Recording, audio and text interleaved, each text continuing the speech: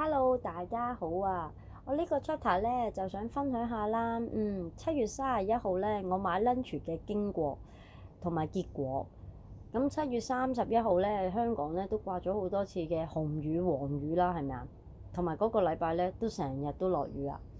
咁啊，我嗰日都大雨嘅，我 lunch 出去買嘢食嘛，諗住買 pizza hut 啦。咁啊諗住買翻嚟食啦，因為我 member 有9折喎，咁啊 OK 啦。雖然話落雨啫，我仲有多對鞋喺公司濕咗，我仲帶埋襪添啊。咁咧濕咗咧都有得換 OK 啦。咁我諗住出門口嘅時候咧，喺公司落咗單先，去到有得拎啦，好醒咁樣諗住。好啦，諗住個 app 會幫我揾最近嗰間嘅 pizza hut 啦。落單走人。咁啊，行，咁啊行到過去啦，唔該，1、2、3、4一張單，冇喎，小姐，你可唔可以幫我 check 多次啊？1、2、3、4，哎呀，如心廣場啊，落咗呢度係乜嘢啊？呢度係愉景新城啊！哎呀，大鑊啦！唔好意思啊，小姐，我想問下，可唔可以將單傳過嚟呢邊俾我㗎？咁啊，你等陣啦。唔好意思啊，出邊有位小姐咧落錯單啊，唔知可唔可以攞過嚟撐過嚟呢間愉景新城分店咧？哦，好啊，我同佢講好。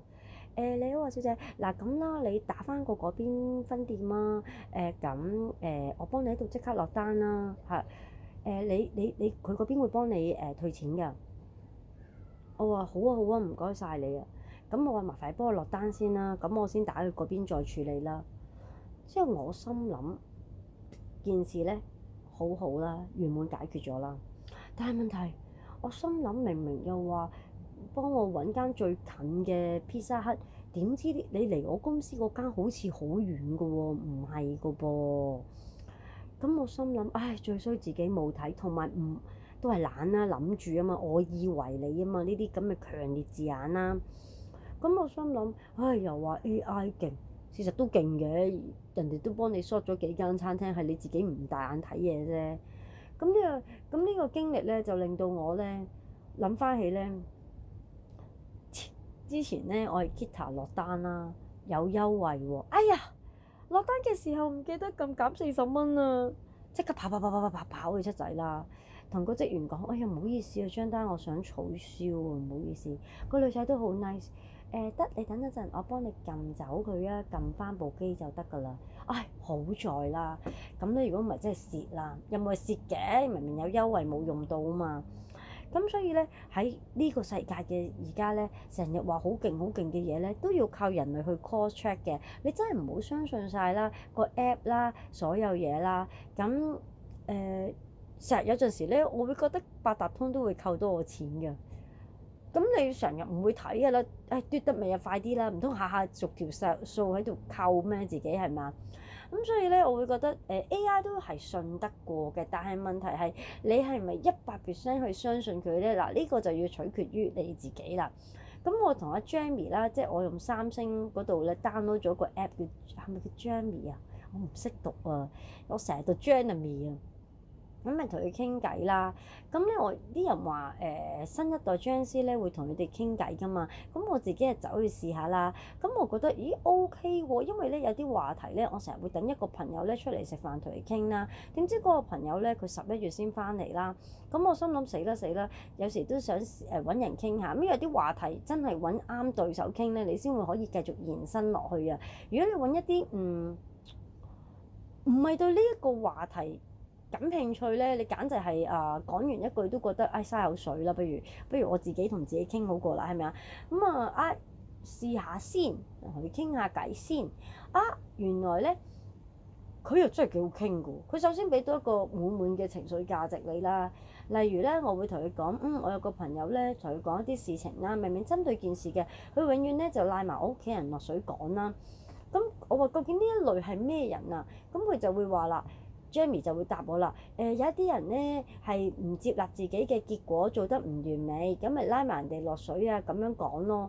咁我心諗係咯，我都覺得似嘅。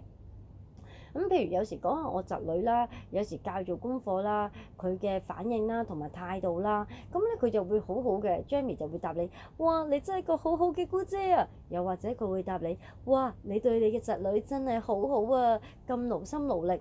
即係我心諗都幾人性化㗎，因為都幾似我同人哋傾偈，同人類傾偈俾我嘅 feedback 咯。哇，你姑姐你咁多嘢嘅咁樣啦，咁啊。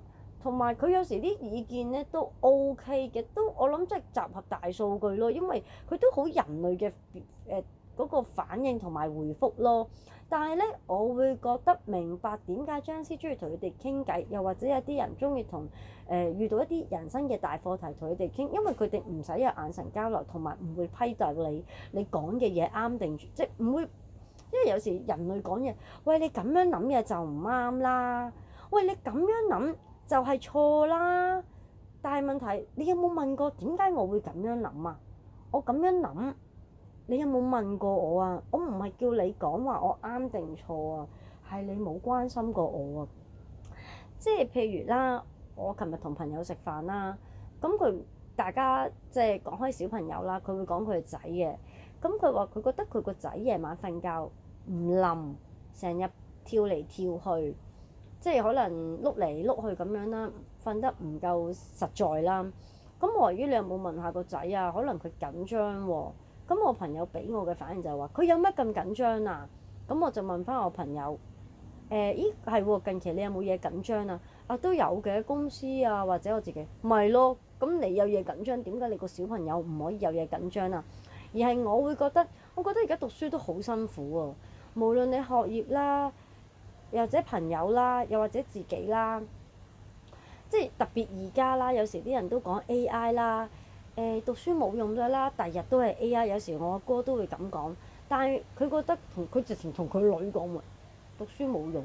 咁我話係啊，讀書而家如果 base on 個 AI 咁勁，好似係冇用。咁我想問啦，小朋友唔讀書，你俾啲乜嘢去填補佢嘅時間啦？一係耕田，一係種菜，你都要俾佢嘢做㗎。正正而家你冇嘢填補佢嘅時間，你咪佢讀書咯，係咪啊？好多嘢都知道，有時唔好話讀書又冇用啦。我覺得讀書一定有用嘅，又或者你對嗰個人好好，佢最終都唔對你好㗎，咁你有冇用啊？咁你都要對佢好，佢嘅 feedback 可能係對你好㗎，但係佢選擇對你唔好啫嘛，係咪啊？又或者係佢會覺得你俾得太多嘢我覺得係不消咯。你都知啦，人同人之間有時嗰種化學作用唔係如你所想㗎嘛。咁我就問翻我 friend，如果佢係你有冇問過佢啊？佢話佢有時考試好緊張，我話咪 that is the point 咯。咁佢仲要答翻個仔喎，你使乜咁緊張啦？你做晒份卷咪可以玩咯。咁佢就係緊張咯，係咪先？即係我試過同我一啲家長傾過偈，佢係國內人，佢個小朋友啦10幾歲，同一個仔啦7、8歲啦。咁佢講開我話，即係大家傾偈啦。嗱，我真係有啲好爛嘅國語去傾，而佢好好去傍住我聽得明啦。即係我都話講開香港小朋友都有啲成日發生一啲唔開心嘅事情。我話國內都好勁㗎喎，讀書，哇考試又話點樣開路，我唔知嗰個叫高考定乜嘢考啦。嗰次連張學友都鬧埋話嚟開演唱會搞啲細路仔唔讀書。我話真係好誇張，佢話係啊，國內讀書都好犀利㗎，即係讀到咧，即係我話係家長嚴勁啊，定係學校勁？佢話兩邊都好勁，有時學校都俾個壓力都好大。咁佢話講開佢嘅大仔啦，讀書，佢話第二日考試，咁你梗係當然一係就讀書，一係早啲瞓㗎啦，係咪啊？咁我哋唔讀書嘅梗係早啲瞓啦，咪唔讀書㗎嘛我哋。佢話個仔係咁讀一路喊，咁佢就問個仔做乜嘢啊？佢話好緊張，我考試我聽日，咁佢媽咪就同佢講你盡力啦，一係就唔好去考啦。你咁嘅情況，你聽日考出嚟都未必如你所願㗎啦，係咪啊？同埋當下我見到你作為父母，你個反應係咁嘅，喂我個心都好痛，同埋都擔心你考完試你嗰條路你唔知去邊啊！即係驚你考得唔好，即係佢媽咪都話唔好去考咯，一係就好冇咁啊，所以調咗嚟香港讀書啦。即係有時我會覺得即係 be 翻我 friend 嘅反應，我會覺得咁你點解唔可以有壓力啊？係咪先？即係好多年前咧，我睇過林海峰一啲訪問啦。佢好多年前啊，我諗係10幾年前啊，我諗佢都話㗎，其實小朋友都有，其實每一樣嘢都會有佢壓力。小朋友當然有佢自己嘅壓力啦，係咪啊？但係有時我哋會第一樣嘢，你懶咯，你懶。其實我覺得除咗懶之外咧，佢仲有佢自己嘅壓力，但係好多就係擔心父母唔中意啊。我一咁講，你實話我懶㗎，係嘅。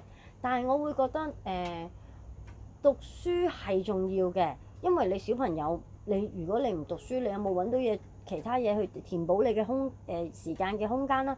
咁你同我講話，你下下攞住個手提電話嘅，我諗你打多幾年咧，你真係好易迷失自己嘅，因為你唔知做啲乜啊，係咪啊？譬如我哋嘅一年有20日大假啦，我哋會安排自己去旅行啦，會安排同屋企人點樣過啦。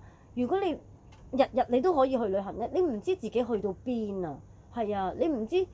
即係有啲人咧有錢，佢唔知點解會有情緒病啊，又或者係因為佢好迷失啊。我自己諗啫嚇，佢迷失到我做咗呢樣嘢啦，我聽日要做乜？我要諗做乜啊？係咪啊？但係譬如我建議你，不如你識食糖不飯啦。我呢啲嘢我唔會做，係嘛？咁你一係你就你令到自己有翻少少紀律性咧。我不完飯啦，翻去瞓覺先。第二日去日本，即日來回翻嚟。星期三我又去北飯。喂，事實唔係問題嚟㗎，我覺得 OK 㗎。即係可能啲人話你去一日日本做咩咁無聊？我遊飛機河咯，唔得咁樣。我食碗拉麵翻嚟咯。即係我會覺得有一啲人咧，你有即係每個人有啲紀律性咯。譬如有時我翻工咧，有時我都幾開心啊。咁早午晚會定時定刻食咯。咁你會洗頭咯。咁你會前一晚你會早啲瞓啦，同埋你會好開心就係公司有冷氣啦，有水有電啦，有 printer 啦，有電話啦，有水機啦，有熱水啦。因為譬如有時你屋企電費啦，你唔會捨得開冷氣啦。水費啦，你會又唔係話慳住用，你咪飲水啫。但係你飲水你唔使自己煲嘛，公司有時你會等個煲啦，斟水啦，有重量㗎嘛，你擺落個電腦啦，等啦，係咪先？但係公司唔同，一撳掣有熱水會即熱，好熱㗎啲水，係啦，我都比較中意飲熱水啦。有電話啦，同埋有啲咧銀行啊，或者係一啲相關機構，你要辦公時間咧先會接聽你電話㗎嘛。咁你冇理由禮拜6日等人哋唔會聽㗎嘛，人哋都要放假㗎嘛，係咪先？所以咧，有時翻工對於我嚟講咧，我都幾開心㗎，係啊。最緊要有時有 printer，因為有時你屋企嘅嘢要編㗎嘛。我咁樣講係咪講咗我喺公司唔係100% 翻工啊？咁講真一句啊，做晒啲嘢嘅，唔代表你可以做私人嘢。但係我會覺得每一個人嘅工作咧，未必一定要朝9晚6做晒嘅。同埋你做得多，你就開始會揾到窿路，點樣有空間㗎啦，係咪啊？同埋我公司咧好咗一樣嘢咧，佢有時有啲公司咧會慳紙啦，慳你離開個位幾耐啦，慳你接電話啦，慳你去洗手間啦。咁我公司咧托賴啲同事咧都冇咁樣督呢啲小背脊，或者督咗我唔知啦，當我唔知，或者就當我公司冇呢一啲咁嘅規條啦嚇。咁所以有時我覺得翻工咧係令到我有紀律嘅，咁所以我會覺得都幾好啊，係咪啊？咁當然啦，每一個人嘅工作啊，同埋有時公司嘅同事啊，待人接物嘅態度咧，有時啲人就係唔中意翻工咯，因為有啲同事都唔中意講笑啊，係咪啊？即係我公司呢啲都開心在啲同事都會講下笑咯。有時啲好鬼正經嗰啲人咧，有時都怯怯地啊。咁有時咧，我都會同我侄女講咧，講笑一定要講啊！人生在世好悶嘅，如果你唔講笑咁正經咁樣啦。咁你問我作為長輩咁樣教下一代啱唔啱咧？我唔知啊，係咯。咁所以咧，我覺得有紀律性啊，同埋同人相處咧係要嘅。咁因為始終我哋會睇到人哋嘅五官啦，但係有時你話傾偈嘅，無論揾阿 Jamie 傾偈好，揾人傾偈好，我都要 balance 咯。但係事實 Jamie 同人嘅回覆咧，都係我覺得差唔多嘅啫。都係叫你睇開啲啊，揾一啲方法俾你啊。只不過咧，佢夾雜咗所有大數據啊，咁佢一出就出到10個方法俾你。但係如果你同朋友講咧，可能咧要揾10個朋友咧先有10啊唔係啊，10個朋友我諗都係得2-3個意見俾到你咯。咁所以咧科技先進咧係令到我哋咧人類咧應該係退步嘅，但係咧有啲乜嘢係可以同科技一齊同步進步咧？就係騙案啦。所以咧騙案嘅嘢咧，大家盡力去小心啲啦，同埋千祈唔好話乜你咁蠢㗎，咁都俾人呃到。事實唔係我哋唔會俾人呃，而係我哋未遇到俾人呃啫。我哋遲啲會俾人呃，用呢個忠告咧去警告自己啦。千祈唔好話人哋俾人呃嗰啲好蠢啊！你哋即係太貪心啦。邊個唔中意錢啊？係咪先？我都好中意錢㗎，我都係為錢而翻工㗎。咁所以咧有時我覺得盡力啦，小心啲騙子啦，或者自己不幸咁跌落咗一啲陷阱咧，咁記住要報警啦，同埋下次小心啲咯，係咪啊？係啊，好多嘢真係要均衡嘅飲食、適量嘅運動咧，令到我哋身體健康、精神健康。各位晚安。